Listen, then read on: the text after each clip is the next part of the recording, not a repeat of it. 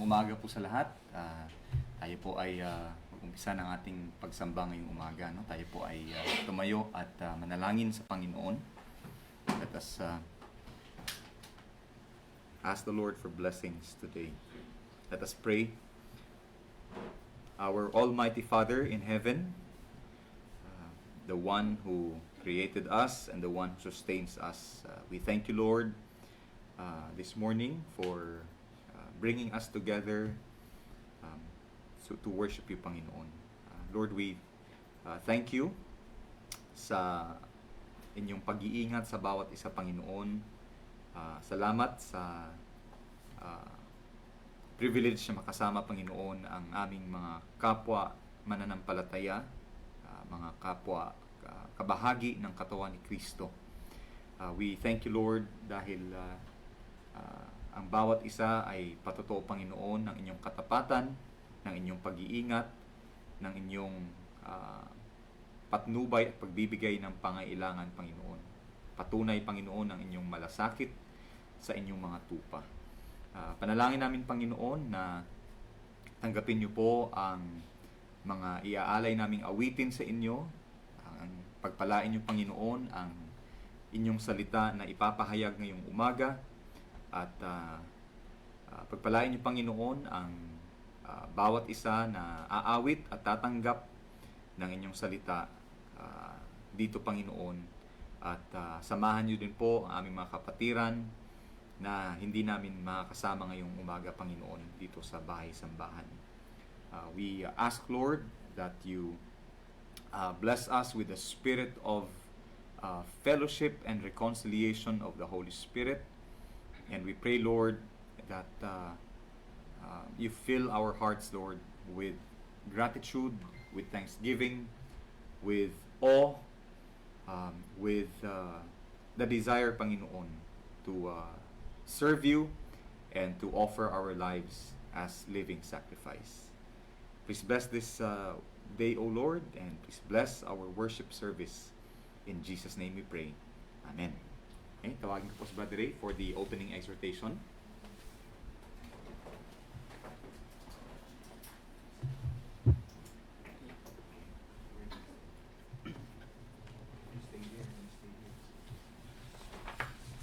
Okay, magandang umaga po sa ating lahat. So, I would like to invite you to read from the book of Psalm, chapter 119, verses 33 to verse 40. Psalm 119, verses 33 to verse 40.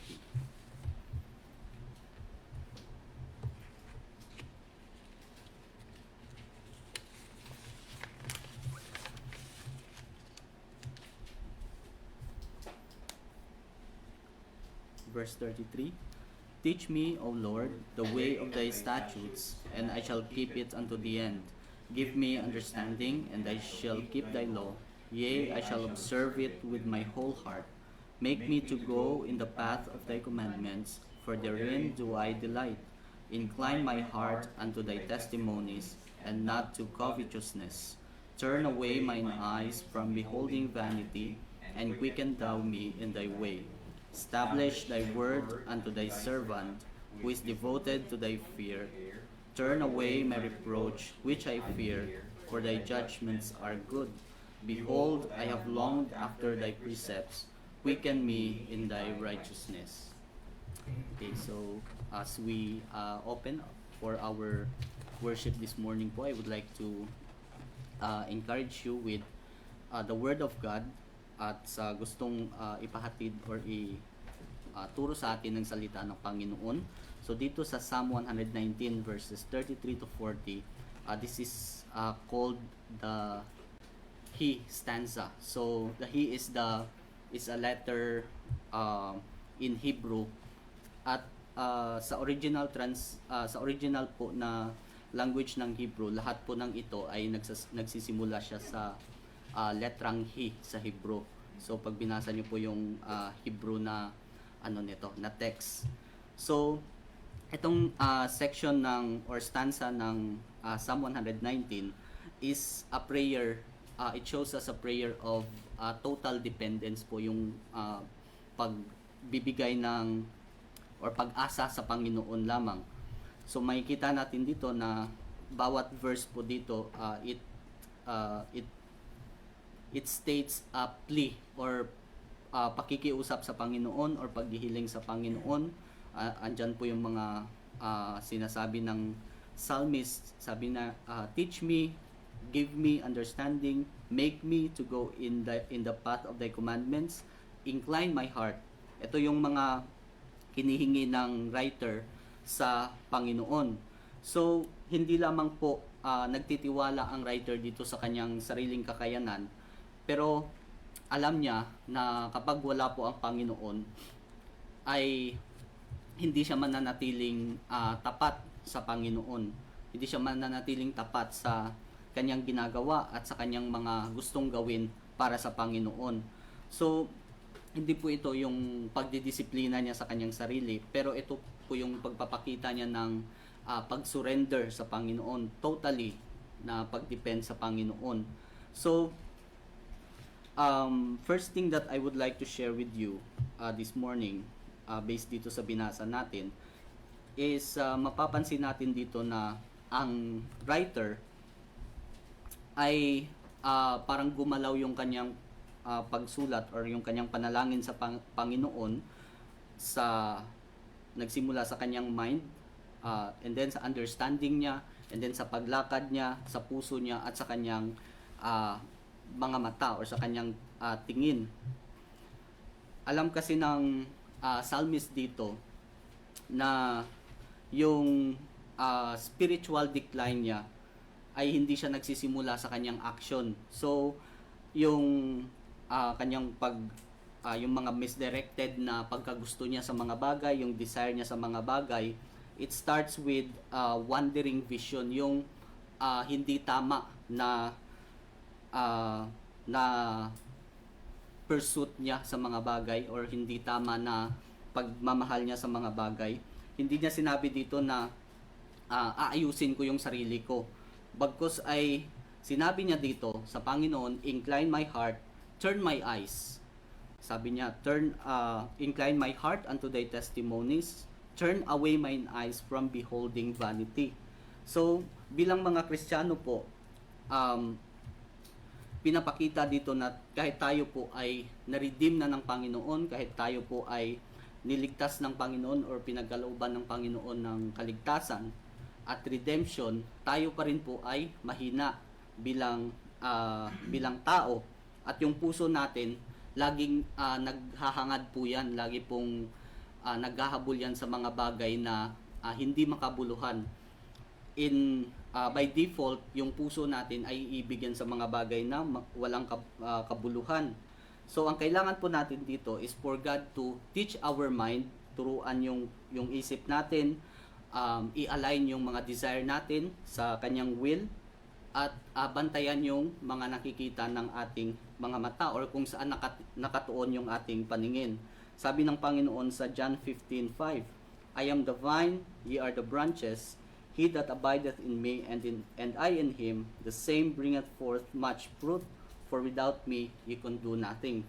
Sabi niya, kung wala ang Panginoon, kung wala tayo sa Panginoon, sa ka-branch na yon, ay wala po tayong magagawa. Hindi tayo magbubunga kasi hindi tayo naka-connect doon sa pinaka-branch, which is Jesus Christ. So, it shows that our sanctification is hindi siya pinoproduce ng sarili lamang natin. It's not self-production po. Kundi ito ay nangangailangan ng divine enablement. So, kailangan i-enable tayo ng Panginoon nang sa ganun ay mag-produce tayo ng bunga ng banal na espiritu. Yung psalmist dito ay nangangailangan siya ng tulong ng Panginoon to incline his heart para i-align yung kanyang puso, dahil yung puso niya bilang isang tao ay naturally it bends toward lesser love. Kumbaga, kung hayaan niya lang yung sarili niya, yung puso niya sa kanyang sariling kakayanan. Wala po itong kakayanang umibig ng matuwid sa Panginoon or buong buo para sa Panginoon. Kailangan niya po yung tulong ng Panginoon. So, bilang mga mananampalataya ng Panginoon, paano po magiging katanggap-tanggap yung ating buhay or yung ating pananampalataya at yung ating pagsamba sa Panginoon? First, God needs to reorient and realign our heart and our mind and our desires. Kailangan naka-align po sa will ng Panginoon yon. And sabi niya sa 37 to 39 na namumuhay siya sa mga walang kabuluhang bagay. He lived among vanities. But he asked God to turn away his eyes from vanity. Yun yung tulong na hinihingi niya sa Panginoon kasi ibig sabihin po ng vanity, di ba, walang laman, walang kabuluhan, mga distraction, mga pursuits natin na wala namang patutunguhan, mga spiritual shallowness natin, yung spirituality natin na hindi tinatanggap ng Panginoon. And yung writer dito is not only afraid of sin, hindi lamang po takot siya sa kasalanan, kundi takot siya sa kanyang buhay na hindi nagagamit sa pag-serve sa Panginoon. He's afraid of his wasted life. And then, ang panalangin niya sa Panginoon is to establish thy word unto thy servant. So sabi niya sa Panginoon, establish mo yung katotohanan mo sa akin bilang iyong lingkod. And this shows ang kanyang puso or ang kanyang humility to appeal to God's faithful promises. May pananampalataya po sa pangako ng Panginoon. Dahil yung Diyos na sinasamba natin, alam natin na He's a promise-keeping and a covenant-keeping God. Lahat ng sinabi ng Panginoon ay kanyang tinutupad po. Sabi sa 2 Corinthians chapter 1 verse 20, "For all the promises of God in Him are ye, and in Him, amen, unto the glory of God by us." Lahat ng pinangako ng Panginoon ay tinupad mismo ng Panginoon. And yung pananampalataya natin sa isang Diyos na promise-keeping, na covenant-keeping, ito po yung magbibigay sa atin ng stability sa pananampalataya, magbibigay sa atin ng clarity at ng focus eternally sa katotohanan at sa salita ng Diyos. So, itong pagsamba po natin, hindi lamang po ito parang routine natin every Sunday, but it is also a blessing from the Lord na dito po nagkakaroon tayo ng pagkakataon na i-reset yung mga priorities natin sa buhay. Kasi by going to church every Sunday, listening and praising God, na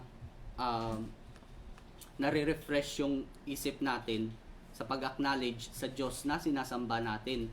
Kasi sa isang linggo po na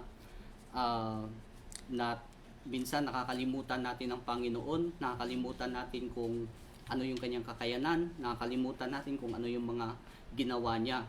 But by worshiping God, hindi lamang po every Sunday, ayun yung pag-worship natin sa Panginoon, acknowledgement po yan ng kabutihan ng Panginoon sa atin. Acknowledgement po yan na ang Diyos na sinasamba natin ay tapat at mabuti sa kanyang mga anak.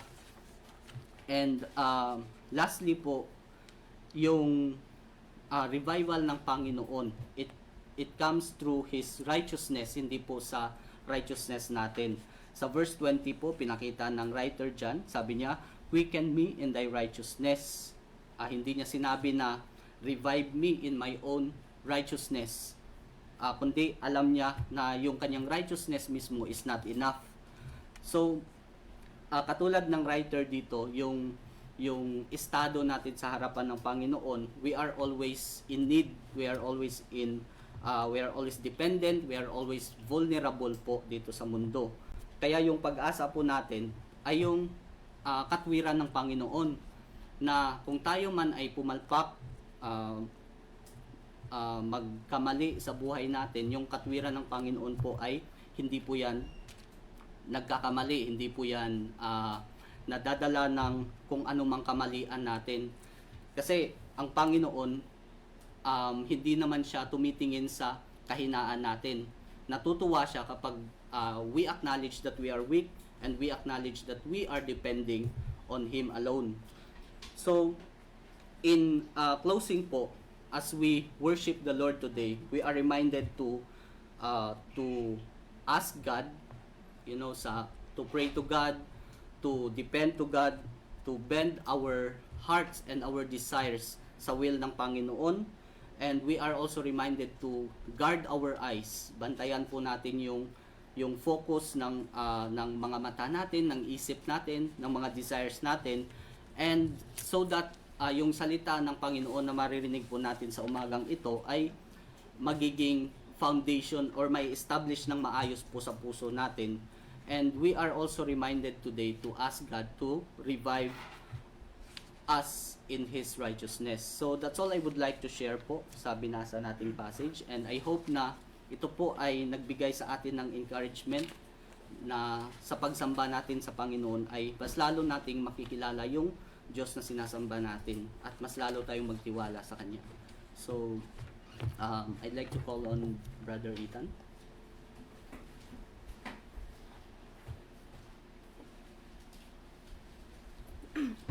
Morning po sa lahat.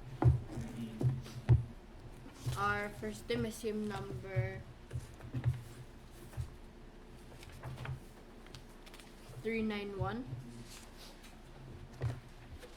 Hymn number 391, Where Could I Go?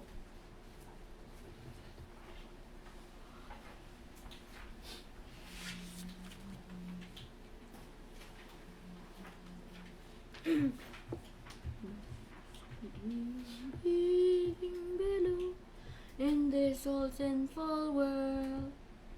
Hymn number 391, Where Could I Go? Right now sing. Living below in this old sinful world, hardly a comfort can afford. Striving alone to face temptation sore, where could I go but to the Lord? Where could I go? Oh, where could I go? Seeking a refuge for my soul, needing a friend to save me in the end. Where could I go but to the Lord? Neighbors are kind, I love them everyone. We get along in sweet accord. But when my soul needs manna from above, where could I go but to the Lord? Where could I go? Oh, where could I go? Seeking a refuge for my soul, needing a friend to save me in the end. Where could I go but to the Lord? Life here is grand, with friends I love so dear. Comfort I get from God's own word. Yet when I face the chilling hand of death, where could I go but to the Lord? Where could I go? Oh, where could I go? Seeking a refuge for my soul, needing a friend to save me in the end. Where could I go but to the Lord? Our next hymn is hymn number 37, O God Beyond All Praising.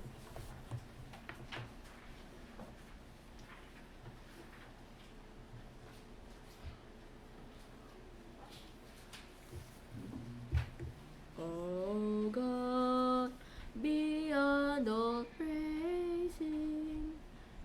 Hymn number 37, O God, beyond all praising. Ready now sing.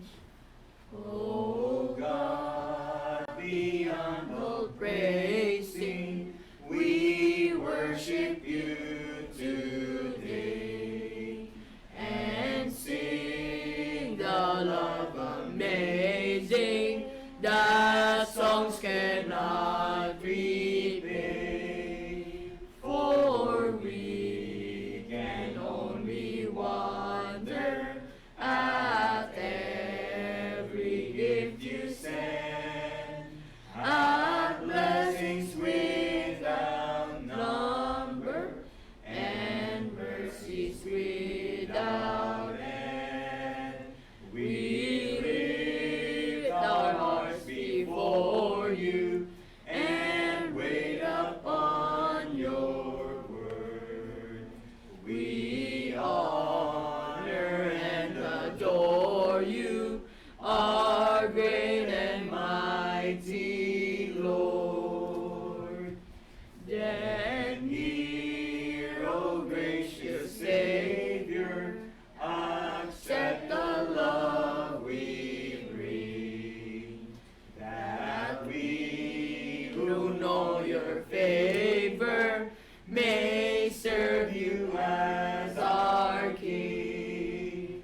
And whether our tomorrows be filled with good or ill, we'll triumph through our sorrows and rise to bless you still, to marvel at your beauty and glory in your ways, and make a joyful duty our sacrifice of praise.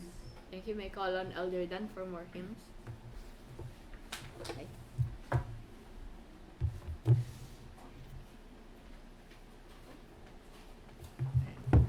Skip muna daw si Brother Liam, no, kasi may problema sa tiyan. Baka pag pinuwersa pag-pray niya din po na umayos yung kanyang pakiramdam. Okay, let us sing more songs sa Panginoon. I know whom I have believed, 452. Okay, 452 po.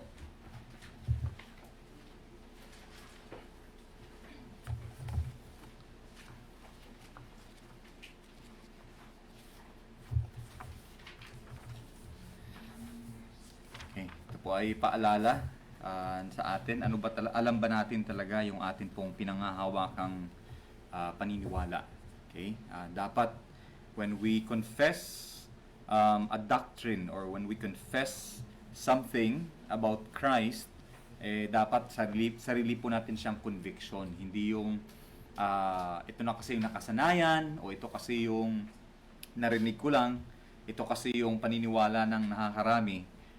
Dapat it has to be your personal conviction. Ang salvation po kasi ay personal, individual.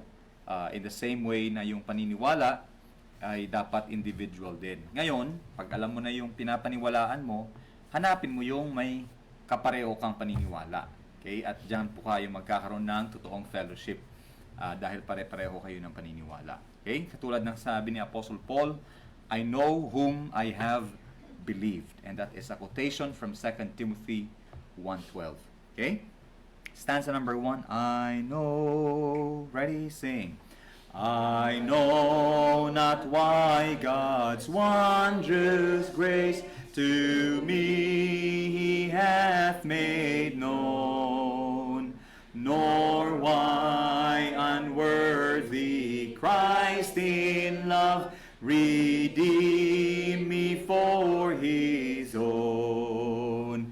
But I know whom I have believed, and I'm persuaded that He is able to keep that which I've committed unto Him against that day. I know not how this saving faith to me He did impart, nor how believing in His word wrought peace within my heart. But I know whom I have believed, and I'm persuaded that He is able to keep that which I've committed unto Him against that day. I know not how the Spirit moves, convincing men of sin, revealing Jesus through the Word, creating faith in Him. But I know whom I have believed, and I'm persuaded that He is able to keep that which I've committed unto Him against that day. I know not what of good or ill may be reserved for me, of weary ways or golden days before His face I see. But I know whom I have believed, and I'm persuaded that He is able to keep that which I've committed unto Him against that day. I know not when my Lord may come, at night or noonday fair, nor if I'll walk the vale with Him, or meet Him in the air. But I know whom I have believed, and I'm persuaded that He is able to keep that which I've committed unto Him against that day. Hymn number 450, let us sing of the goodness of God. The Lord has been so good to me. Okay? The Lord has been so good to me. The Lord has been so good to me. Okay. 450, ready, sing. The Lord has been so good to me. I want to sing His praise. I want to glorify His name all my remaining days. The Lord has been so good to me. I will on Him depend, and every day where'er I be, I would His truth defend. I want to follow in His steps and show my love this way. I want to lift His banner up each fair or cloudy day. The Lord has been so good to me. I will on Him depend, and every day where'er I be, I would His truth defend. I want to mingle with His saints while here on earth I stay, and meet them on the golden shore on that eternal day. The Lord has been so good to me. I will on Him depend, and every day where'er I be, I would His truth defend. Lord Jesus, will Thou mercy show, and save me by Thy grace, that I may, when this life is o'er, look on Thy lovely face.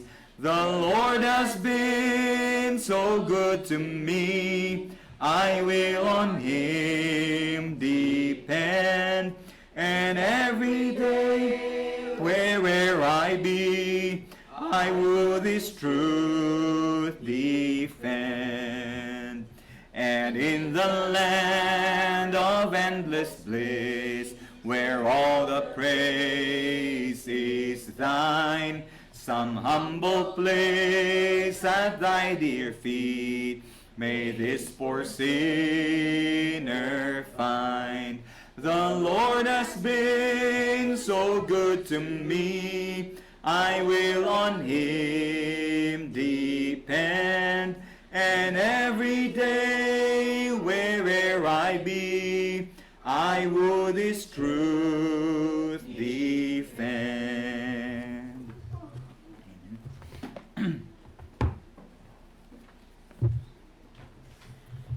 Please open your Bibles sa Book of John for our scripture reading. John chapter 1, verses 35 hanggang 42. John chapter 1, verses 35 hanggang 42. Okay, babasahin po natin ito ng sabay-sabay. John 1:35. Okay, ready? Begin.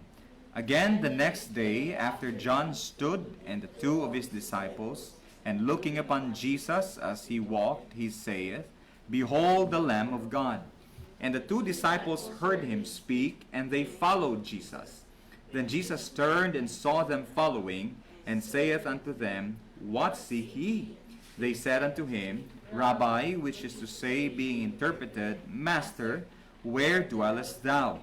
He saith unto them, Come and see. They came and saw where he dwelt, and abode with him that day, for it was about the 10th hour. One of the two which heard John speak and followed him was Andrew, Simon Peter's brother. He first findeth his own brother Simon, and saith unto him, We have found the Messiah, which is being interpreted the Christ. And he brought him to Jesus, and when Jesus beheld him, he said, Thou art Simon, the son of Jonah. Thou shalt be called Cephas, which is by interpretation a stone. May the Lord bless the reading of His Word. So sa atin pong binasa, okay, let me just share some or ano pong ibig sabihin dito at saka ilang insights, no? So right after na si Jesus po ay nabaptize, okay? Si John the Baptist, na bilang pinsan po ng Panginoong Kristo, ay nakita po niya yung heavenly demonstration and confirmation ng Ama at ng banal na Espiritu na ang kanyang pinsan na si Jesus Christ ay siya nga pong tunay na anak ng Diyos, no, truly the Son of God. And si John the Baptist po ay may sarili din po siyang mga tagasunod or disciples during that time. Kaya lang, nung nakita po niya, at nasabi nga niya sa may verse 35 and 36, nung nasabi niya na, Behold the Lamb of God, or this is the ultimate sacrifice, the Lamb of God, the Passover Lamb of God. Nung nakita niya si Jesus Christ at narinig ng kanyang dalawang tagasunod, itong dalawang tagasunod po niya ay nag-decide na sundan si Jesus Christ.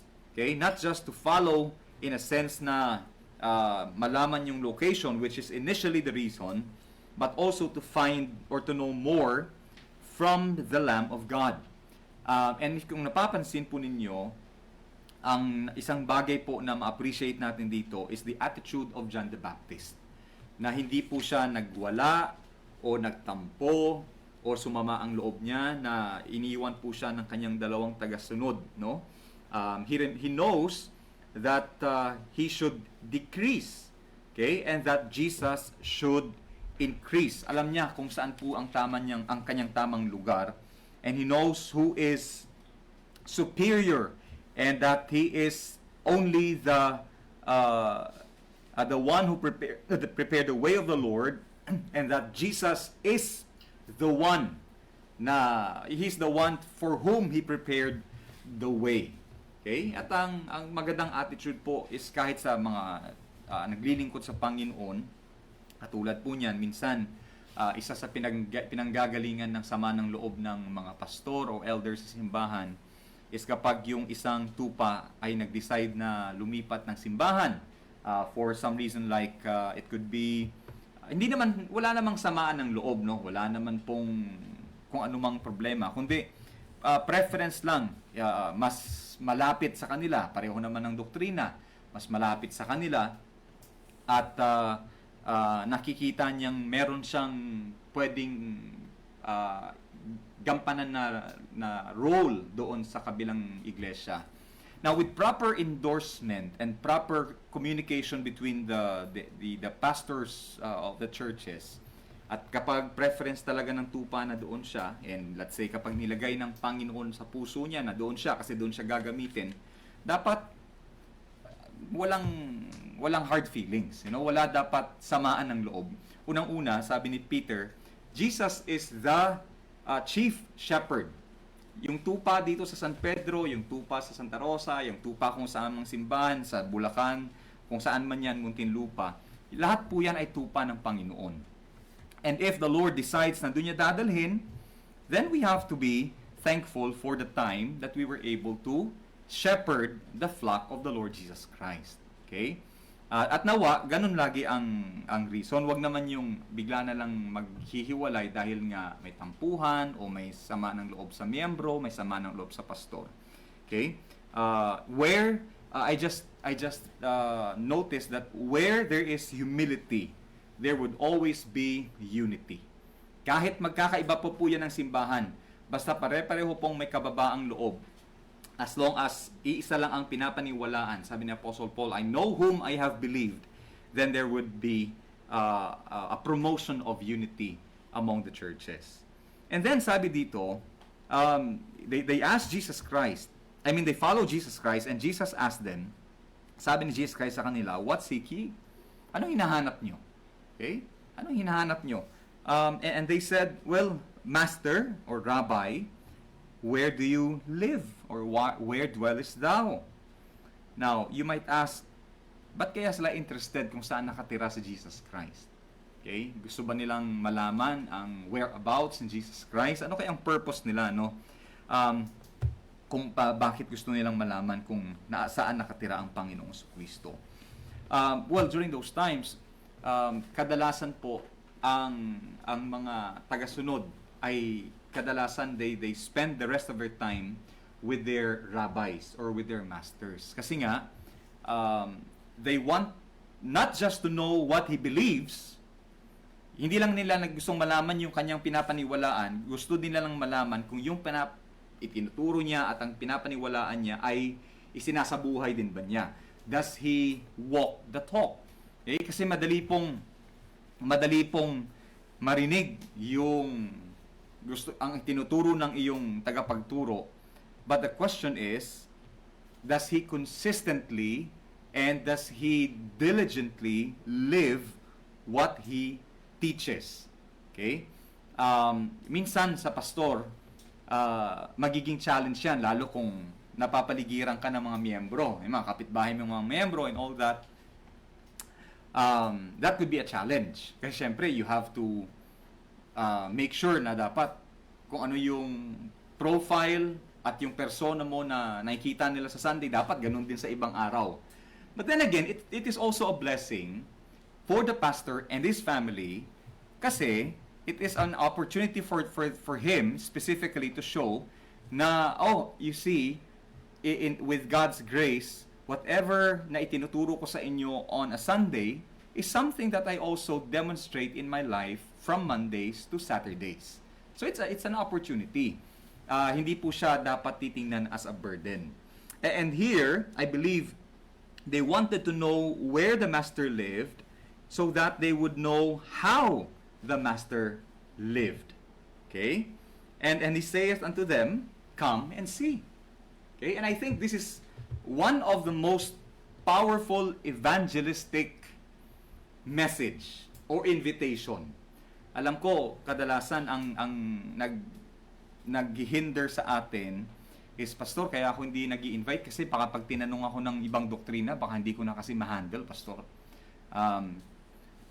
At yan din ang paniniwala ng ibang simbahan, kaya ang ginagawa nila, pag hindi na nila masagot, nire-refer nila sa pastor.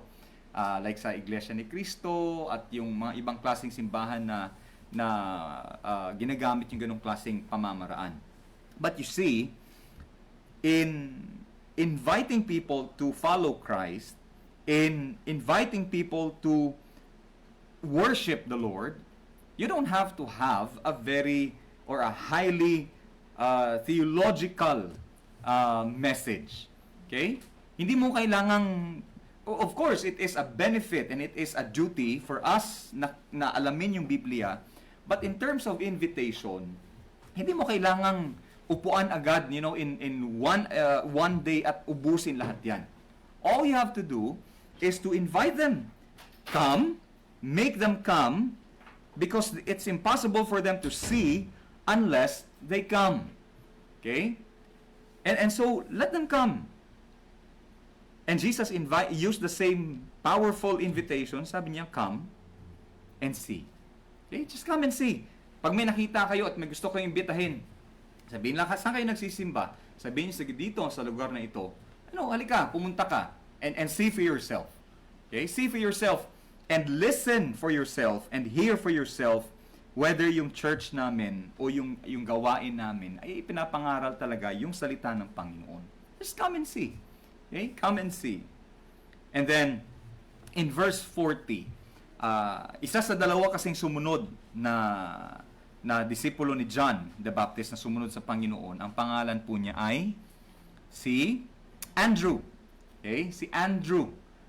Minsan mo lang marinig tong si Andrew na may mention, no, sa mga, in fact, wala kang makikitang kasulatan sa New Testament na sinulat ni Andrew. Kasama yan si James na si Alphaeus, the son of Alphaeus. May mga apostles na magtataka ka, ano kaya nangyari sa buhay ng mga to? Ano kaya ang naisulat nila? Ano kaya ang mga na-accomplish nila sa ministry? But I believe the Lord used them greatly. It may not be recorded, but I believe they were greatly used by the Lord. And one way for Andrew to be used by the Lord is to call and to invite his brother Simon Peter. Kilalang-kilala natin si Simon Peter. Pero kung hindi dahil kay Andrew, wala kayong makikilalang at maririnig na Simon Peter. Okay? He's the brother of Simon Peter. And ang una niyang ginawa, nung nalaman niyang itong si Jesus Christ ay ang tagapagligtas, He is the Master, the Savior, and the Messiah. The first thing that He did, take note in verse 41, He says, He first findeth His own brother Simon. Okay?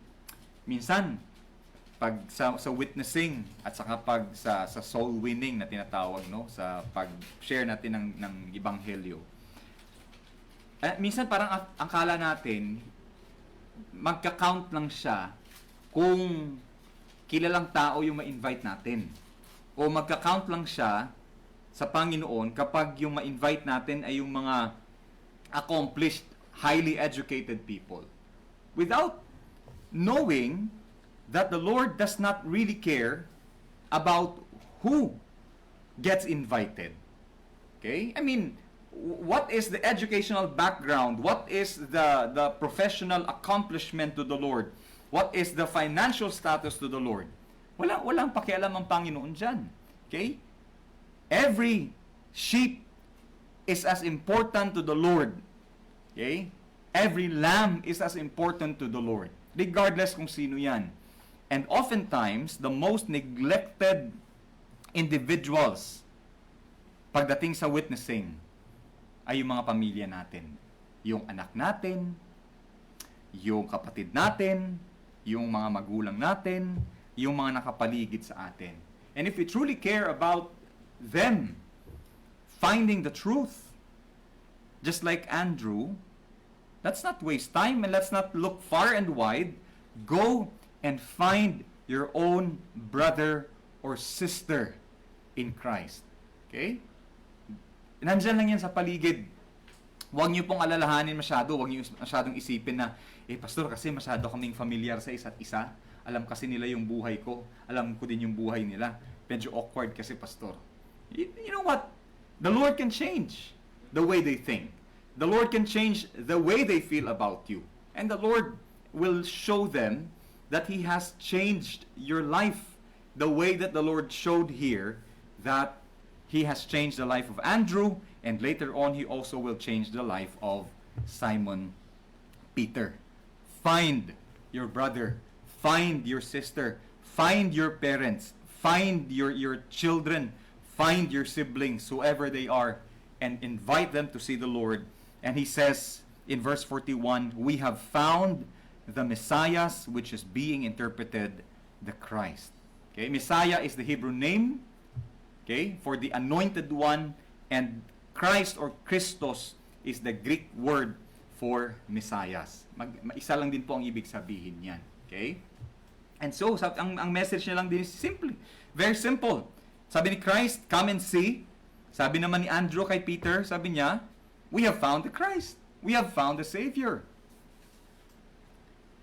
And in verse 42, and he brought him to Jesus, and when Jesus beheld him, he said, thou art Simon, the son of Jonah, or Simon Bar Jonah.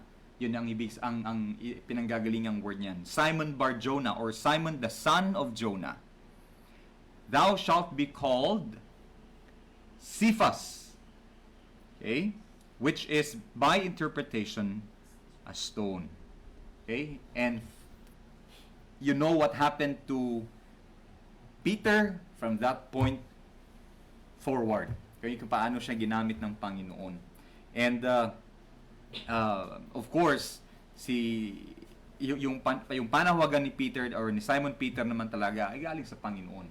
But you see, the Lord used Andrew to call Simon Peter, and Simon Peter later on became one of the pillars of the Christian faith, willing to die for the Lord Jesus Christ.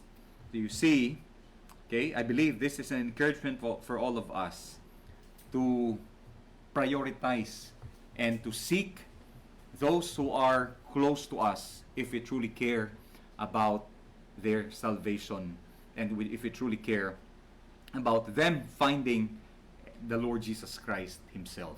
Okay? May opportunity, dalhin nyo lang dito. Pag hindi nyo ma-explain, pagtutulungan natin.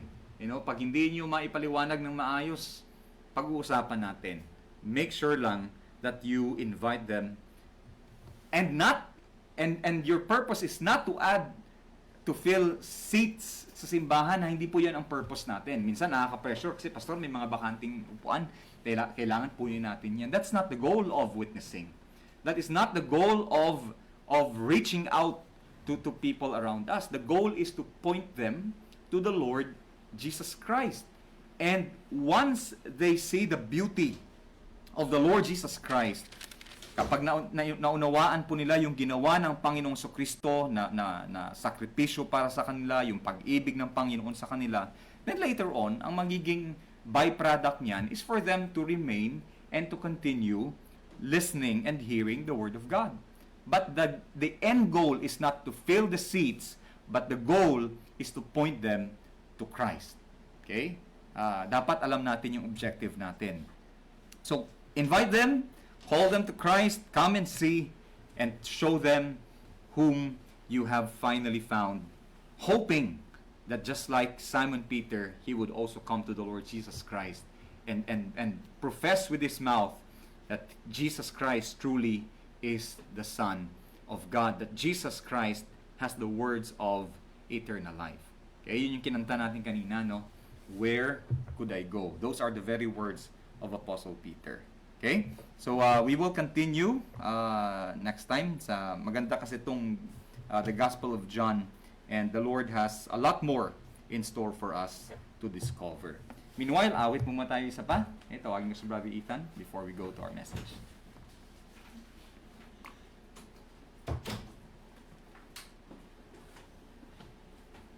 Morning, Paul. Our next hymn is hymn number 330. His eyes on the sparrow.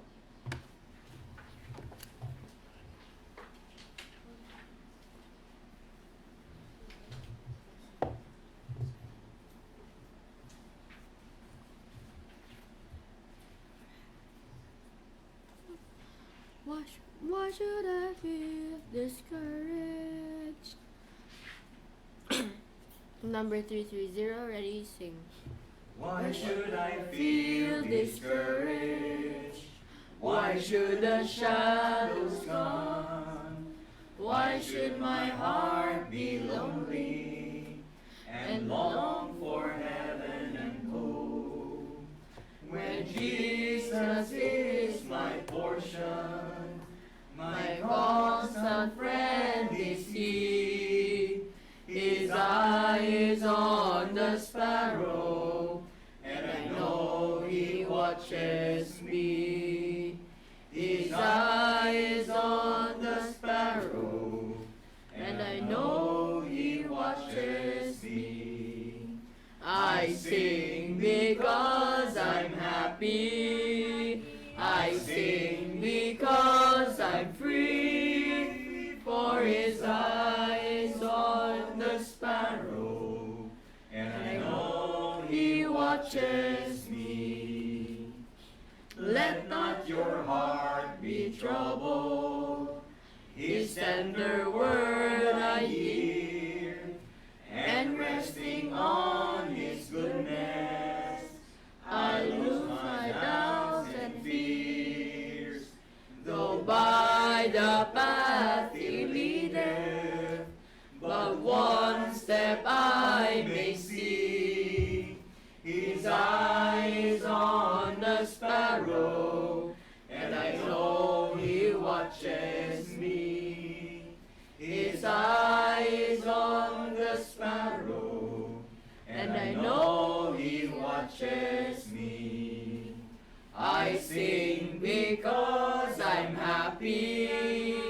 I sing because I'm free. For His eye is on the sparrow, and I know He watches me. Whenever I am tempted, whenever clouds arise, when songs give place to sighing, when hope within me dies, I draw the closer to Him. From care He sets me free. His eye is on the sparrow, and I know He watches me.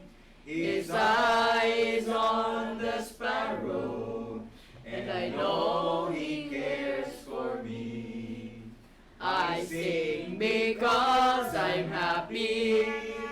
I sing because I'm free. For His eye is on the sparrow, and I know He watches me. Thank you, may call on Elder Dan for the sermon today.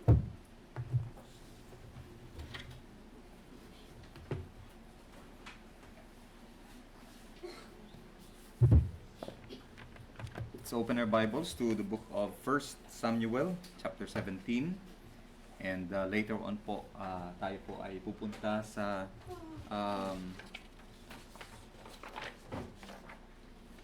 Luke chapter 2. Unahin po muna natin 1 Samuel chapter 17. verses 55 hanggang 58. Okay? Verse 55, ang sabi po dito, "And when Saul saw David go forth against the Philistine, he said unto Abner, the captain of the host, Abner, whose son is this youth? And Abner said, As thy soul liveth, O king, I cannot tell. And the king said, Inquire thou whose son the stripling is. And as David returned from the slaughter of the Philistine, Abner took him and brought him before Saul with the head of the Philistine in his hand. And Saul said to him, Whose son art thou, thou young man? And David answered, I am the son of thy servant Jesse the Bethlehemite." Okay? And then we'll go to Luke chapter 2. Okay? Magtataka kayo, bakit pastor dalawang passages? I'll tell you in a bit, but for now po, let's go to Luke chapter 2, verses 41 to 52.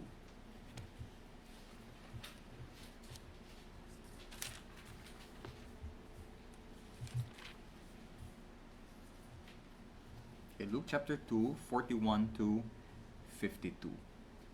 Verse 41, "Now his parents went to Jerusalem every year at the feast of the Passover, and when he was 12 years old, they went up to Jerusalem after the custom of the feast.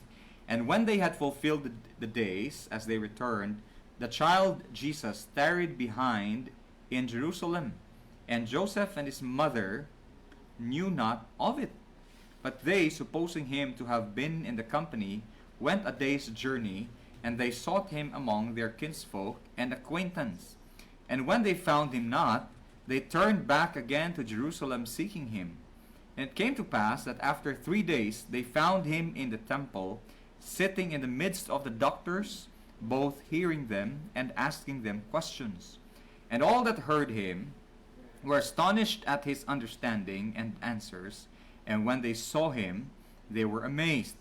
And his mother said unto him, Son, why hast thou thus dealt with us? Behold, thy father and I have sought thee sorrowing. And he said unto them, How is it that ye sought me? Wist ye not that I must be about my father's business? And they understood not the saying which he spake unto them.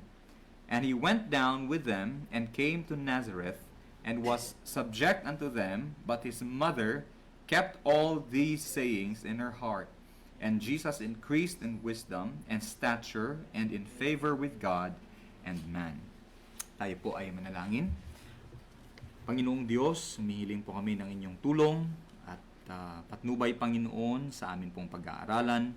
Show us, Lord Christ, the great Savior. Show us, Lord, His faith. Show us, Lord, His wisdom. In His name we pray. Amen. Okay. So, ang pamagat po ng ating mensahe ngayong umaga ay whose son is this youth?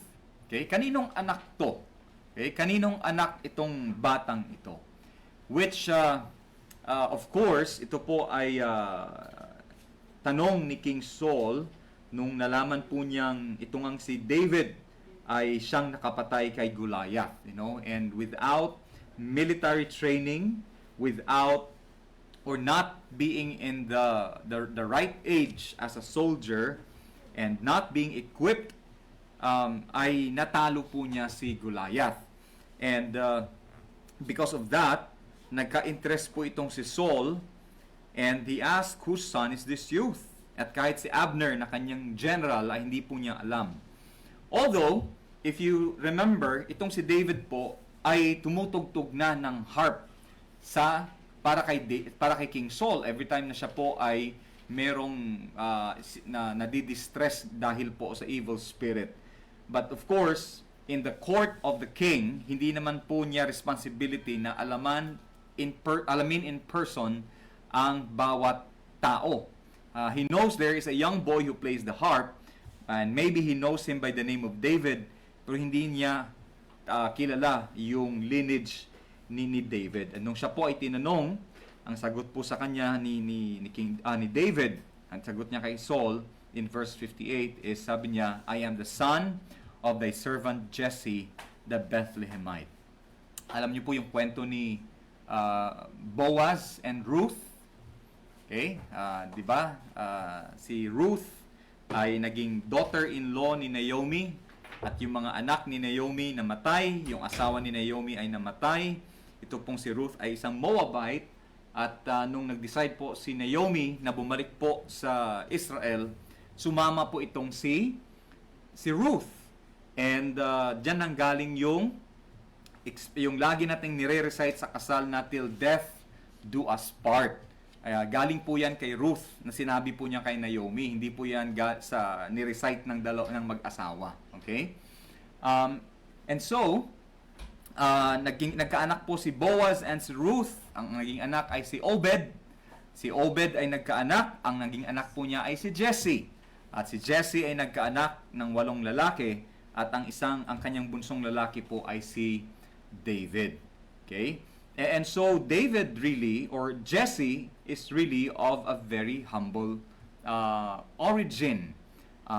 In fact, you would not read a lot about Jesse other than that Jesse is the father of David.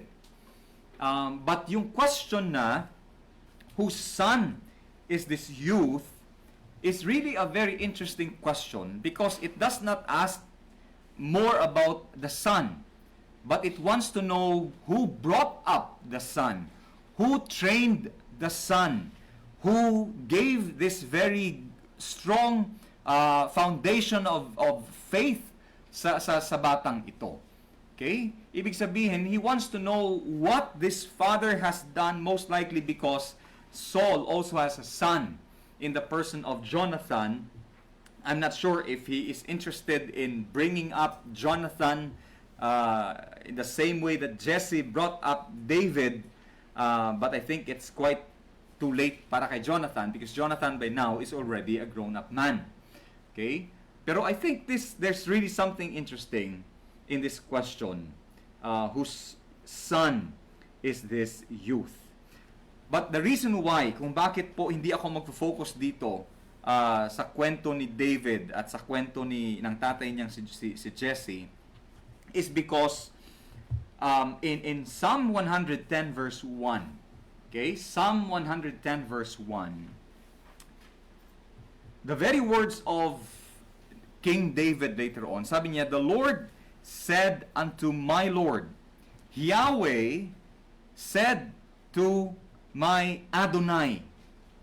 Okay, the father said to the son, parang ganun ang sinasabi ni David.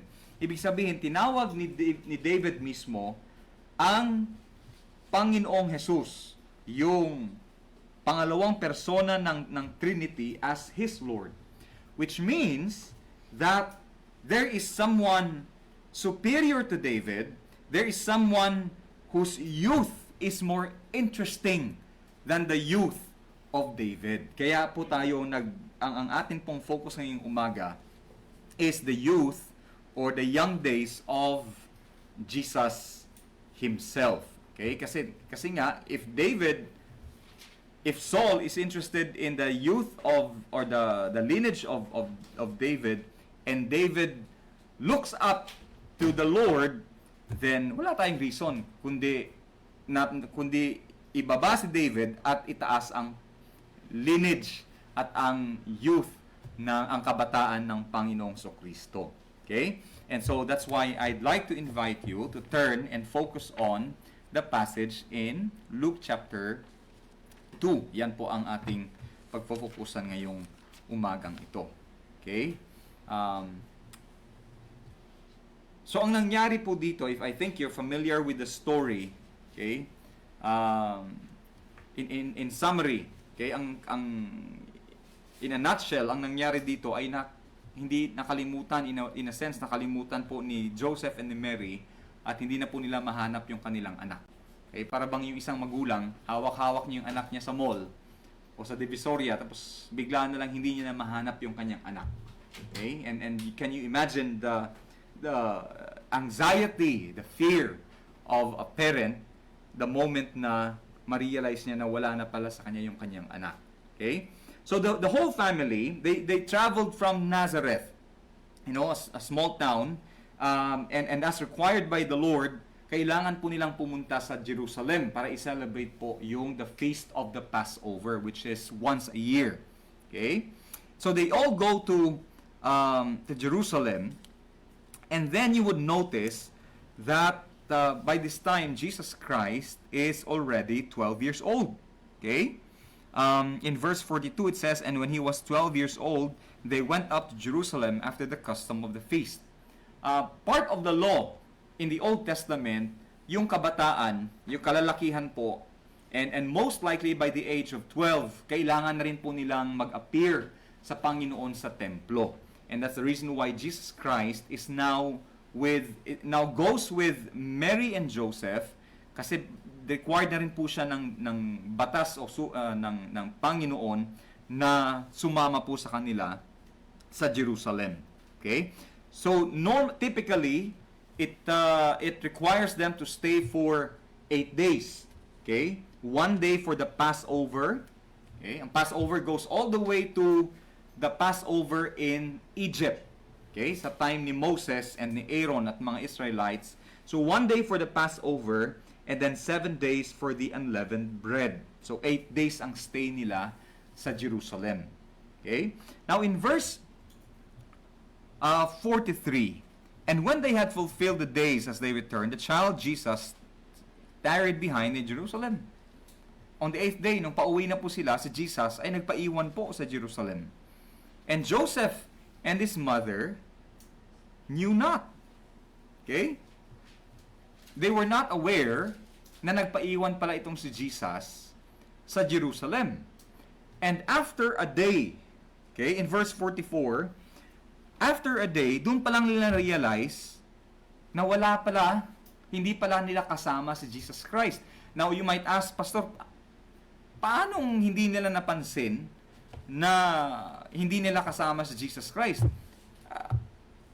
Does that mean that they were so irresponsible na hinayaan lang nila si Jesus Christ?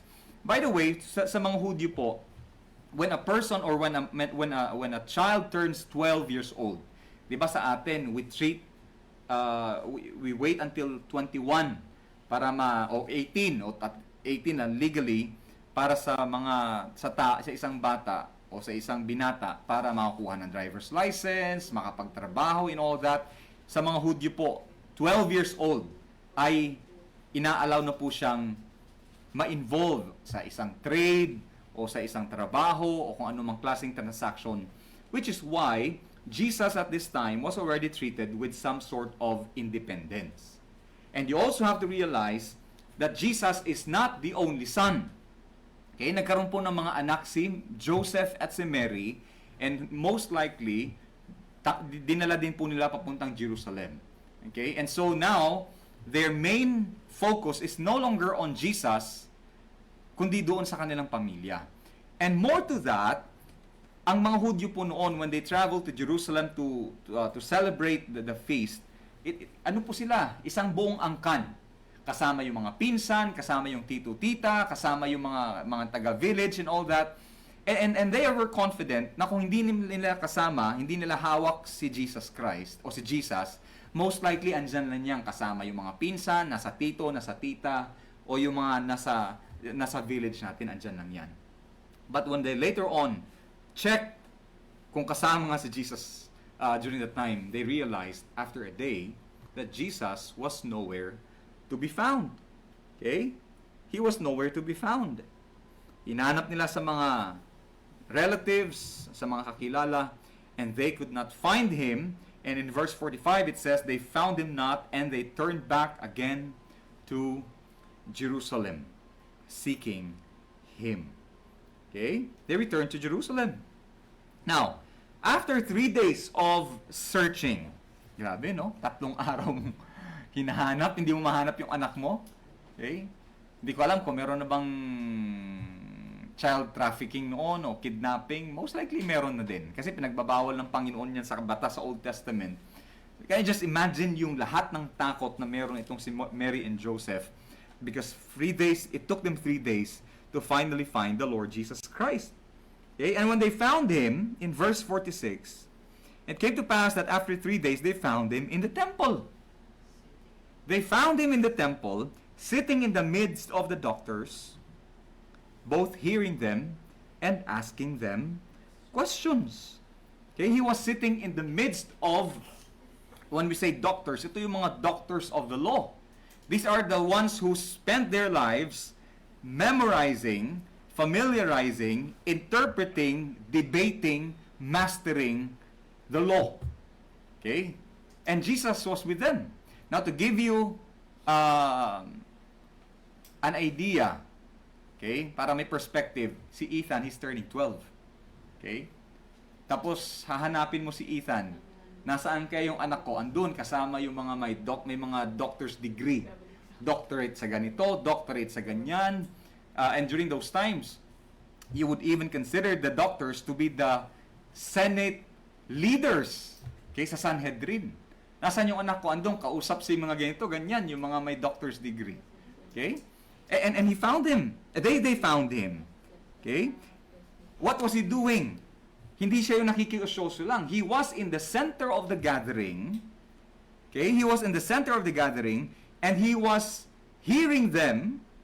Hearing them in what sense? He allows them to explain their interpretation of the law. And as a teacher, kadalasan ang bata ang nagtatanong para may malaman siya. In this sense, Jesus was acting as the teacher and he was the one asking them questions. At that age, I'm not saying him, but at that age, okay? Although si Ethan at Leah, maraming mga tanong yan. Okay? But Jesus was, in a way, interrogating, examining, cross-examining the doctors of the law and those who were experts in the law. Okay?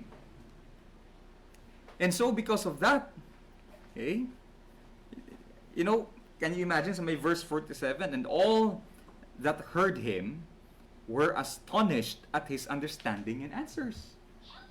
Lahat ng mga nakikinig sa kanya, na mga pinapasalita niya, tinatanong niya kung ano-ano mga questions, they were really amazed with the child's ability to explain, to hear, to ask the right questions and all that, and to ask the motive behind the questions.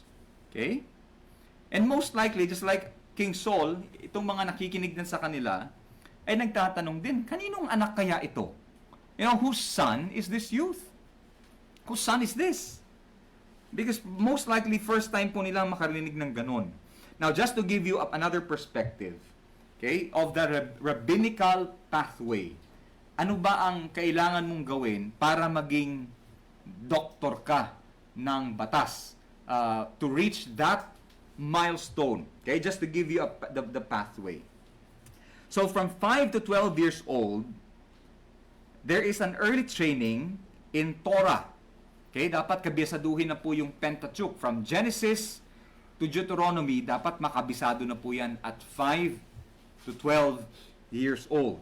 Okay, mga anak natin ngayon 5 to 12, anong alam? Kung ano kung hindi mo sanayin sa salita ng Panginoon, nagka-crash, di ba? Masyadong concerned about sa mga schools, playtime and all that. Sa mga Hudyo po, 5 to 12 years old, they have to master Genesis to Deuteronomy. They have to memorize that. They have to debate and to familiarize that. 13 to 20 years old is already considered for advanced study. Okay? Now, they have to include the law and the prophets. So, pag sinabi mong the law, kasama na po dyan yung Exodus, Leviticus, Deuteronomy, Numbers. Okay? And then, pag sinabi mong prophets, lahat po ng mga naisulat ng mga prophets during the time. Sinulat ni Isaiah, sinulat ni Ezekiel, sinulat ng lahat ng mga prophets, dapat po kabisado na nila yan at the age of between 13 to 20 years old. Now, they have to give their own interpretation of the law and the prophets. By 20 to 30 years old, o mga 20s to 30s nila, they will now undergo what we call the rabbinical apprenticeship. Hahanap sila ng isang master na rabbi, na doctor, tapos imi-mentor po sila nun. Okay? Imi-mentor sila niyan, And now, tuturuan po sila ng proper interpretation, proper debate, proper enforcement of the law, asking the right questions and all that from 20s to their 30s. Okay? And then, after that, hindi ka pa pwedeng basta i-declare na doctor ka ng law. Hindi ka pa pwedeng i-declare na rabbi agad. After the training, you have to be acknowledged and recognized by existing rabbis. Dapat, kumbaga, parang merong endorsement at merong acknowledgement ng mga rabbis na kilatisin kanila, they have to examine you, they have to know whether you have really mastered the law, at saka ka lang i-recognize ng community that you are now among the rabbis. But Jesus debated them, heard them, asked them questions at 12 years old. Wala pa silang na-encounter na ganito kabatang tagapagturo na challenge yung kanilang mga interpretation. All their lives, they had to master the law, be mentored by a great rabbi, and only to be questioned by a 12-year-old boy from the town of Nazareth. Okay? Perhaps they were asking, whose son is this? Okay, whose son is this? And so in verse 48, finally, Mary and Joseph found the Lord Jesus Christ. Na sila mismo, ang sabi dito, they were amazed. Okay? They were amazed. Sila mismo namangha sa nakita nila na napapaligiran ng mga doctors si Jesus Christ, ng mga rabbis na nakakapaligid kay Jesus Christ. And He was in the middle of it. Okay?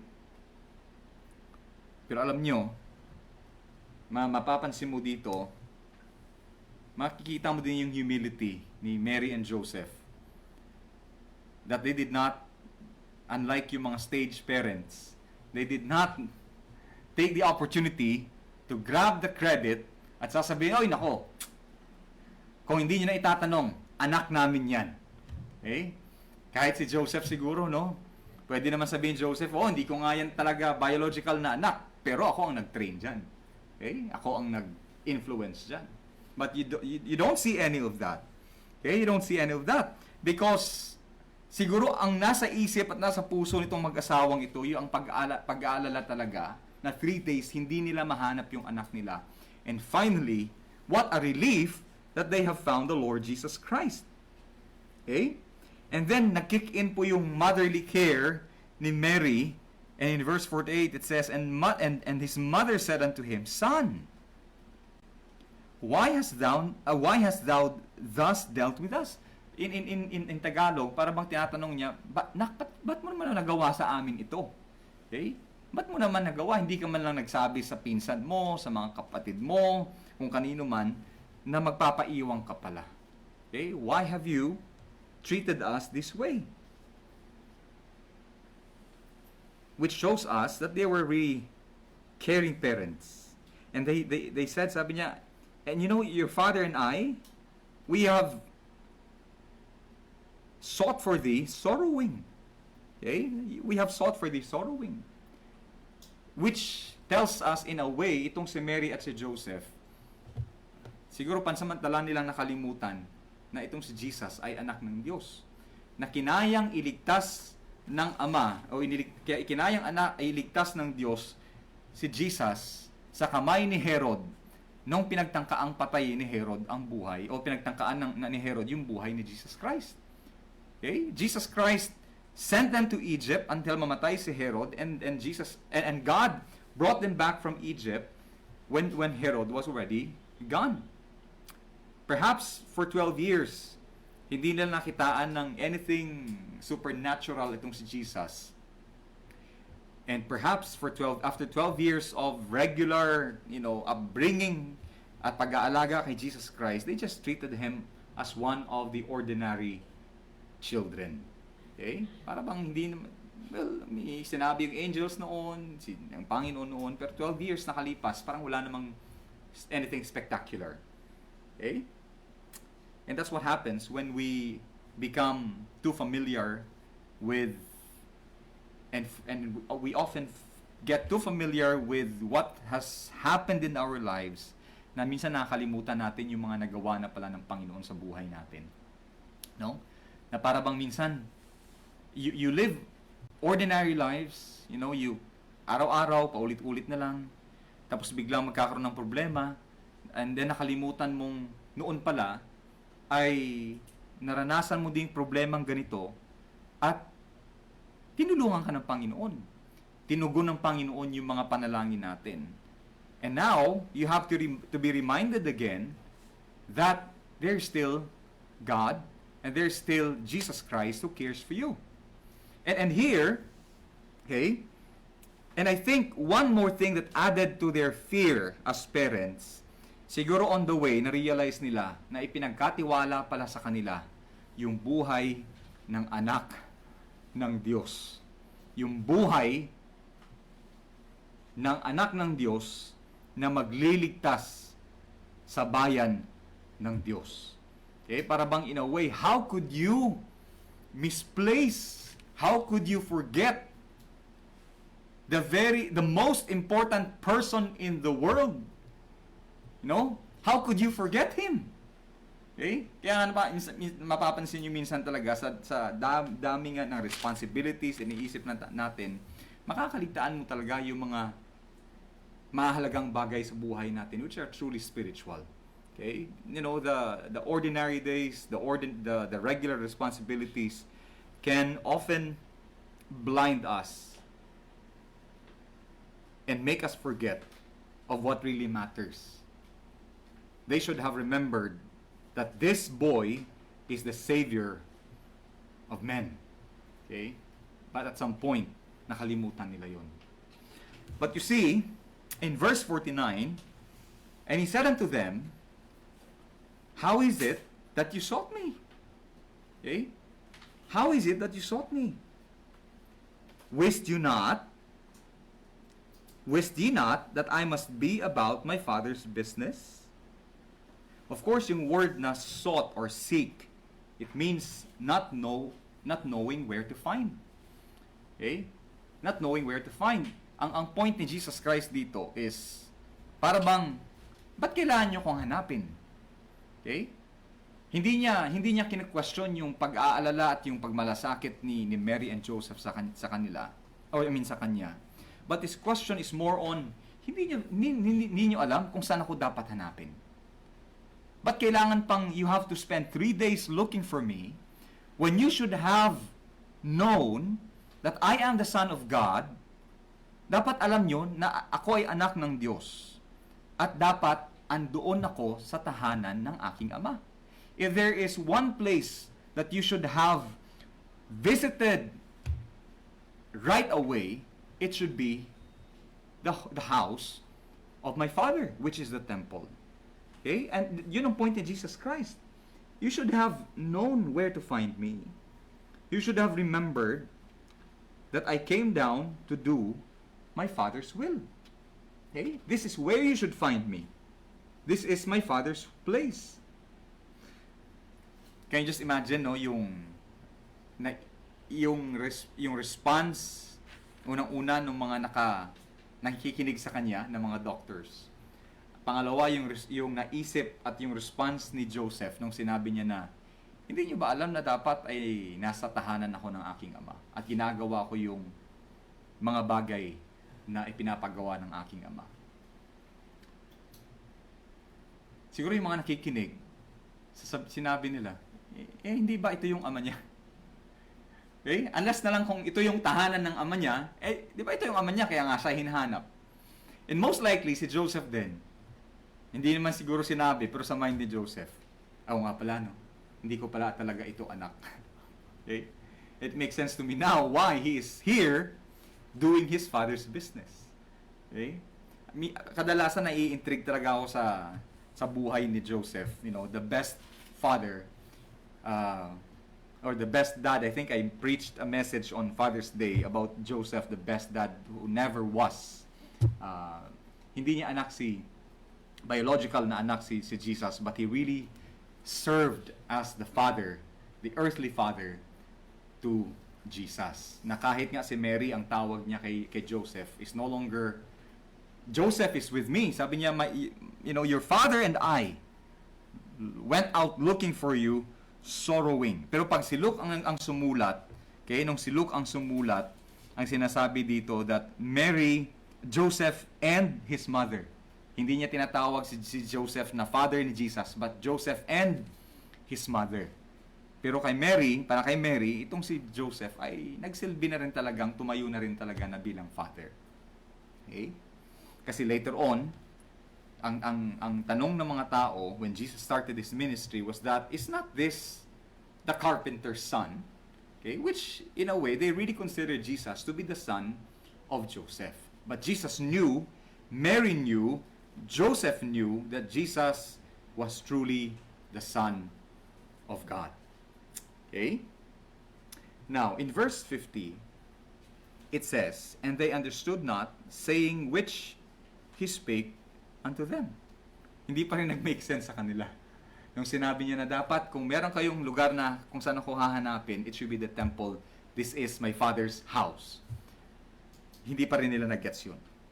And in verse 51, "And he went down with them, and came to Nazareth, and was subject unto them. But his mother kept all these sayings in her heart, and Jesus increased in wisdom, and stature, and favor with God and man." Okay? So Jesus goes home, and subjects himself to his parents. Nagpasako pa rin si Jesus Christ. Kahit pa nga na he is now in the right age, even though he now has to be busy doing his Father's will, he still subjected himself to the authority of Mary and Joseph. At just a side note, can you imagine yung pressure dun sa mga kapatid ni Jesus? Kasi I believe, right after na ipanganak si Jesus, nag-consummate na kasi yung marriage ni Mary and ni Joseph, nagkaroon sila ng anak. So magkakasunod yun. Can you imagine yung pressure sa sobrang bait ni Jesus Christ? Hindi siya pasaway, hindi siya sumasagot, hindi siya suwail na anak. You know, he is pure, he is sinless. A perfect child every parent could dream of. Okay? Can you imagine yung pressure dun sa mga kapatid niya? Sasabihin lagi ni Mary at ni Joseph, bakit hindi niyo ba pwedeng gayahin yung kuya niyo? No? pag sumusuway sila, pag di sumusunod, pag hindi nila ginagawa yung pinapagawa sa kanila, sabihin ng lagi ni Mary and Joseph, ba't di kayo matulad dun sa kuya niyo kasi? Okay? Napakabait, hindi sumasagot, sumusunod agad, madaling utusan and all that, you know? Can you just imagine? Okay? Siguro may inggit, may sama ng loob and all that, na later on nga, nung na-declare ni Jesus Christ na siya ay anak ng Diyos, when he started his ministry, ang sabi nga ng mga kapatid niya, baliw talaga yung kapatid namin. Wala na talaga sa tamang huwisyo yung aming kapatid. They consider Jesus Christ to be out of his mind. And then later on, after the resurrection, they believed in him. And James, the writer of the book of James, became the pastor of the Church of Jerusalem. Okay? But moving on, with all the astonishment, the astonishing wisdom, kamahamanghang karunungan, kaalaman na ipinakita ng Panginoon, it says in verse 52 that he still increased in wisdom. Nadagdagan palalo. At 12, the doctors were already amazed with his wisdom and knowledge. And when he subjected himself to his parents, he even increased more and more in wisdom, in stature, physically, and in his profile, and also favor or pleasure with God the Father and with men. Okay?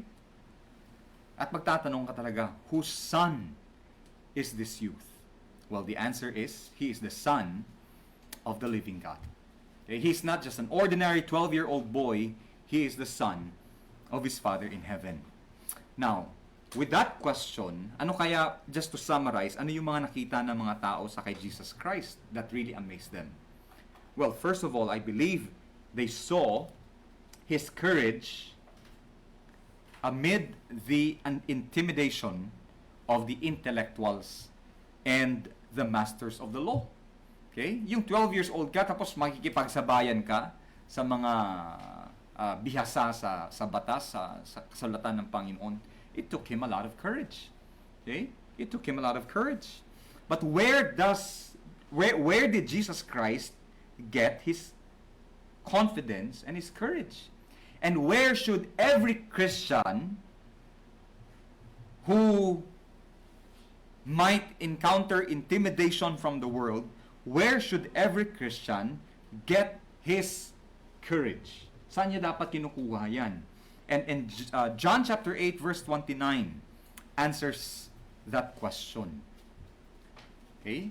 Every time na kayo po ay nagbabahagi ng salita ng Panginoon, every time na kayo po ay may opportunity na makausap yung mga taong sa tingin nyo ay mas mataas ng pinag-aralan, mas mataas o mas maraming na-accomplish, mas aral, where do you get your confidence? It says, "And he that sent me is with me, and the Father hath not left me alone." Saan kinukuha ni Jesus Christ yung kanyang lakas ng loob, yung kanyang confidence and all that? It is from the abiding presence of his Father in heaven. And same with us. You know, if you want to witness, if you want to share the word of God, if you want to provide hope to people, minsan na-intimidate ka kasi siya professional, siya aral, siya may pinag-aralan, pero alam mo kailangan niya ng salita ng Panginoon. Alam mo kailangan niyang mapakinggan yung salita ng pag-asa ng Panginoon. Kaya lang na-intimidate ka kasi hindi ka aral. But you see, Jesus, all that Jesus needed was the abiding presence of his Father in heaven. And that's what you have. Okay? Sabi ni Jesus Christ, you know, the Father and I, sabi niya, ako at ang Ama ay nananahan kasama ang kanyang tupa. The Lord, the presence of the Lord is ever abiding with his children. Na kahit pa walang naka-attach na PhD or DD or ano pang klaseng title yan, you know. Kaya pastor, kailangan ko kasi magkaroon ng Masters in Theology or Doctor of Divinity or kung ano-ano pang mga doctorate or masters. Pastor, hindi mo kailangan yan. Ang kailangan mo ay ang salita ng Panginoon at ang presensya ng Ama mong nasa langit. That's what you need. Okay? That's what you need. That's what Jesus Christ needed. If that's what Jesus Christ needed, that's all that you need. Second, aside from his courage, is his mastery of his Father's will. Okay? His mastery of his Father's will. Kanina sa binasa natin, kung napapansin niyo yung second part, it says, sabi niya, the Father is with me, and he has not left me alone. Why? For I do always those things that please him. Kaya daw nananatili yung Ama, kaya lagi siyang sinasamahan ng Ama. Kasi wala siyang ibang hinangad, kundi gawin ang mga bagay, laging gawin ang mga bagay na kinalulugdan ng kanyang Ama. Which tells us that what guarantees the abiding presence of the Father is when we consistently do the Father's will. Okay? Hindi mo kailangang pasamahan ng Panginoon ng pillar of cloud and pillar of fire or samahan ka ng presensya ng Holy Spirit in the form of a dove para malaman mong sinasamahan ka. Gawin mo lang yung kalooban ng Ama sa lahat ng oras, and that guarantees, dahil tapat naman ang Panginoon, that guarantees that the Father is with you. In fact, in Matthew chapter 28, anong sabi ni Jesus Christ? And lo, I will be with you always, even unto the end of the world. And that guarantees the abiding presence not only of the Father, but also the Son. And the Holy Spirit says He indwells us. So that makes you have the presence of the of the Father, you have the presence of the Son by faith, and you have the presence of the Holy Spirit by regeneration or by new birth. Can you believe that? The three persons of the Trinity are with you and with me. abiding with you and abiding with me. Okay? In John chapter 4 verse 34, sabi ni Jesus Christ, "My meat is to do the will of Him that sent me and to finish His work." Yung word na meat, pag ginamit po ni Jesus Christ, it means not only kakainin for enjoyment, but kakainin mo for satisfaction. And sabi ni Jesus Christ, the only thing that satisfies me, the only thing that gives me contentment and gratification and joy is to do the will of my Father in heaven. Okay? Sa mga nakaka-experience po ng depression, nakaka-experience po ng lack of purpose and meaning sa buhay nila, gawin nyo kaya yung ginagawa ni Jesus Christ. And that is to know the Father's will and to do the Father's will, because that will give you heavenly satisfaction. Okay? That is the way. That is the answer to lack of purpose, lack of meaning. And that is to know the Father's will and to do the Father's will. Okay? Minsan nahihirapan tayong gawin yung kalooban ng Ama. Unang-una, kasi hindi naman natin alam yung kalooban ng Ama. Bakit hindi natin alam yung kalooban ng Ama? Kasi hindi naman natin binabasa yung kalooban ng Ama na nakasulat na para sa atin. Gusto kasi natin yung direkta ba, nananaginip ka tapos doon ka kakausapin ng Diyos, o magkakaroon ka ng vision tapos kakausapin ka ng Diyos. You have to understand, hindi na po ganyan ang paraan ng Panginoon. He gave us His complete will, the perfect will, and that is written in the 66 books of the Bible. Know the Father's will, read your Father's will. And finally, not just His courage, not just His mastery of the Father's will, but also His submission to His parents' care, equally submitting to the providential care of the Father. Pwede naman kasing sabihin ni Jesus Christ, 12 years old na ako, na I am now of legal status para makipag-transact and to start work and all that. Okay, pabayaan nyo na ako. No. He still subjected himself to the care of his parents. Kasi alam niya na yun ang disenyo ng Ama na mangangalaga sa kanya. Okay? Yung pagpapasakop pala ni Jesus sa kay Mary at saka kay Joseph ay pagpapasakop din ni Jesus sa kalooban ng kanyang Ama. Okay? Which tells us, for children, lagi nating i-instill sa isipan po ng anak natin in Ephesians 6:1, "Children, obey your parents in the Lord, for this is right." Ituro mo sa anak mo, o ituro natin sa mga anak natin, na yung pagpapasakop nila sa atin ay paraan ng pagpapasakop nila sa Ama. Yung pagsunod nila sa sinasabi natin na galing naman sa salita ng Panginoon ay pagsunod din nila sa salita ng Ama. Because the authority that we have is the authority that we get from our Father in heaven. Hanggang dun lang naman yun eh. Okay? Later on, mawawala din yung authority natin sa buhay nila. What will remain is our influence in their lives. They have to make their own decisions. But they have to understand that while as long as they are under our care, habang na sila po ay nasa pangangalaga natin bilang magulang, kailangan po nilang sumunod. Dahil yan ang paraan ng Diyos para sila po ay pangalagaan at gabayan. Okay?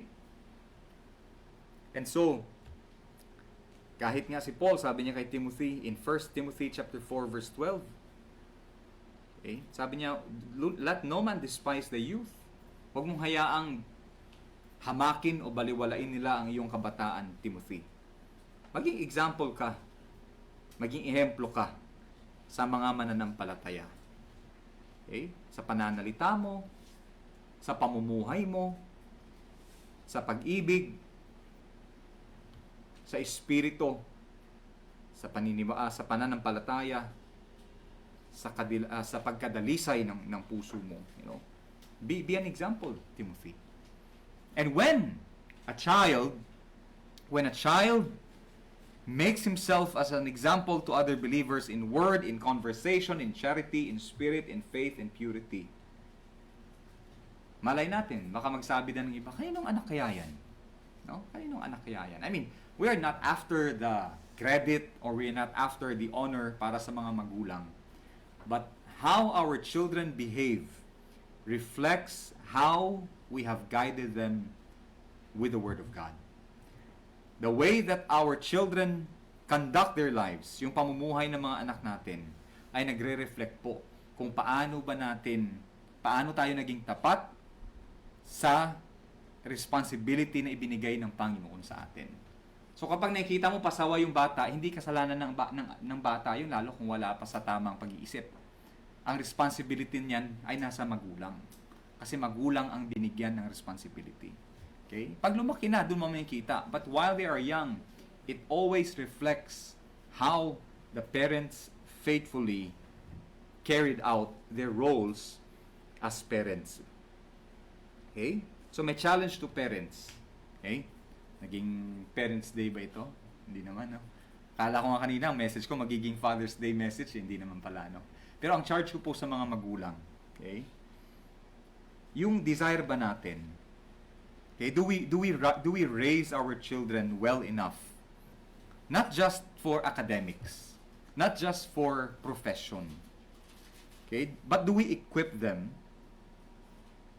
so that their lives would be to the praise and the glory of the Father in heaven?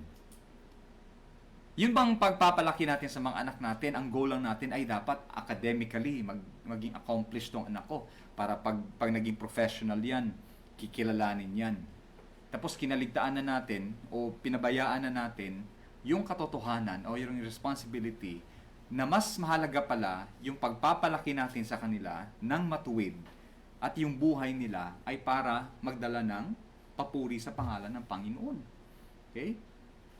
In the Old Testament, the goal of the parent is to raise their children for the glory of God. Ngayon kasi ang sukatan, proud parent ka kapag yung anak mo ay nakapagtapos. Proud parent ka kapag yung anak mo ay nakapagtrabaho sa ganito, sa ganyan. Pero hindi natin alam, ang tinitingnan ng Panginoon, bilang magulang, yan ba ay pinalaki mo na merong takot sa Diyos, na merong pagnanais na mamuhay ng may katuwiran and all that. Okay? Minsan mga magulang nalulungkot pag nagpastor yung anak. Kasi ang pangarap sa anak nila maging doktor, maging lawyer, maging ganito, maging ganyan. Ay, nakakalungkot yung anak ko naging pastor. Nalungkot ka, ang paglilingkuran ng anak mo ay yung Diyos mismo, hindi yung mga toxic na mga supervisors, managers, bosses, and all that. And they think that it is more honorable to serve these corrupt and sinful, managers and leaders in the company than to serve the Most High God. Para sa kanila, mas karangalan yun. Okay? I'm not saying that all should be pastors kasi Diyos naman ang tumatawag sa atin. At wag po nating hamakin at wag po nating titingnan ng mababa yung panawagan ng Panginoon.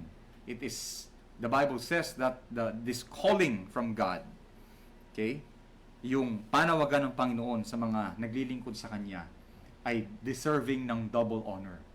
Okay? That man who serves the Lord is a man who deserves double honor. If honorable, si honorable kapitan, si honorable konsihal, si honorable ganito, o yung may mga naka-attach sa pangalan, o yung mga kinikilalang lahat yan. Sabi ng Biblia, the one who serves the Lord faithfully is worthy of double honor. Okay? At kung wala man siyang panawagan na maging pastor, at least raise your children so that their goal is to live their lives for the glory of God. For the glory of God. Okay? Ang charge ko naman po sa mga bata, ngayon, si Ethan na lang natira. Okay? But anyway, my charge to children is don't live your lives for the glory of your parents. Okay? Wag niyong gawing goal na ay dapat I would make my parents proud. Hindi ganoon. Okay? Ang end at ang beginning at ang end ng buhay ng tao ay para sa kaluwalhatian ng Panginoon. Parents come and go. Now, if you want to make your parents proud, live for the glory of God. And if the parents know the purpose of every man or every child of God, sila mismo matutuwa din na makikita nila yung anak nila ay namumuhay para sa kaluwalhatian ng Panginoon. So don't live your lives to impress people. Don't live your lives to make your parents proud. Make your life reflective of your Father in heaven. Okay? So that when they ask, whose son is this youth? The point is to point them to God. Okay? And not to point them to their earthly parents primarily. Okay? Primarily, it should be for God. Kaya ang challenge ko sa mga kabataan, whoever is watching this, young people, yung inyo bang pananalita, yung inyong buhay, yung inyong pananampalataya, do your words, your actions, and your faith reflect your Father in heaven? Okay? Does it reflect your Father in heaven? Whose son is this youth? And hopefully the answer is, this son or this daughter is the child of the Heavenly Father. Let us pray.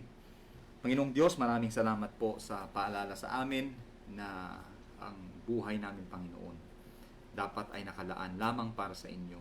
At hindi, Panginoon, para sa kaluwalhatian namin, hindi, Panginoon, para sa karangalan namin, kundi sa karangalan ng Diyos na siyang lumikha ng lahat, ang Diyos na ang pangalan lamang ang dapat na naitataas. Salamat, Panginoon, sa paalalang ito. Gabayan niyo po kami bilang mga magulang. Gabayan niyo po ang mga guardians. Gabayan niyo, Panginoon, ang aming mga anak. Gamit ang inyong salita, Panginoon. Ito po ang aming panalangin at pasasalamat sa pangalan ni Jesus. Amen. Okay, tayo po ay tumayo at awitin natin ang ating closing hymn. The Lord bless you and keep you.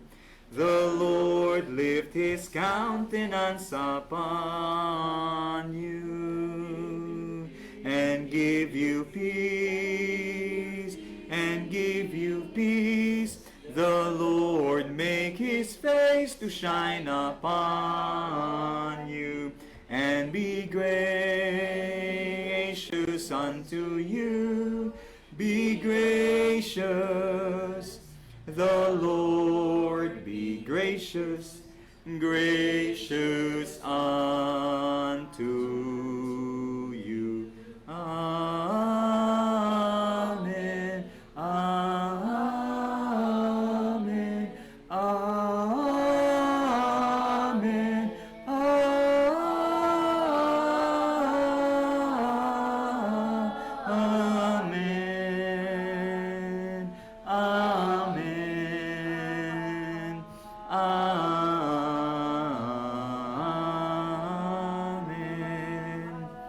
Amen. May the Lord bless you. Konting announcement lang po. Maupo muna lahat.